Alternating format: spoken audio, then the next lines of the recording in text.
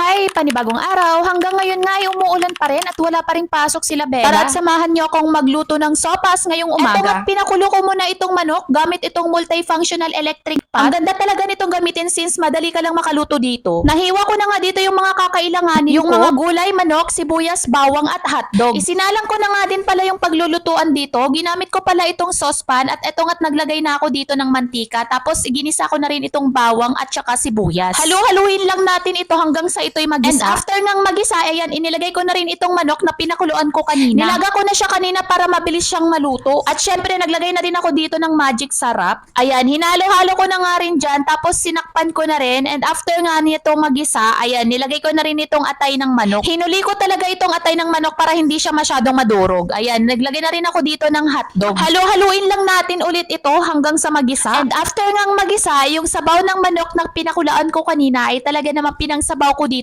para mas malasa. At syempre nagdagdag din ako dito ng 6 na basong tubig. O diba, ang dami. Ayan, nilagay ko na nga rin dito yung chicken cubes. Tapos naglagay din ako ng magic sarap. Habang hinihintay kumulo, ayan, nagsaing muna ako dito ng bigas. 2 cups lang yung niluto ko dyan since 3 lang naman kaming kakain. Ang pagsaing ko nga dito ay tansya-tansya lang ng kamay. Yun kasi yung nakasanayan ko. Isinaksak ko na nga rin dito. Madali lang naman makaluto ng kanin. And ayan na nga, after 5 minutes, kumulo na rin siya. Kaya nilagay ko na dito yung macaroni para sa sopas. Wait lang ulit natin maluto yung macaroni. Takpan ulit natin. And after ngang maluto, ayan, nilagay ko na rin dito yung evap para mas lalong sumarap. Nilagay ko na rin dito yung carrots. Ayan, halu-haluin lang natin ulit. And after ngang maluto, nilagay ko na rin dito yung repolyo. Marami talagang repolyo yung nilagay ko dyan. Halu-haluin lang natin ulit at hanggang ito'y sa maluto. And eto na nga yung sopas natin. Ayan, natapos ko na rin siyang lutuin. Ang sarap. Ayan, ready na nga kaming kumain. At talaga naman, syempre, magugustuhan na naman ito ng mag-ama ko. Okay, hanggang dito na lang. See you in my next mini vlog. Bye-bye!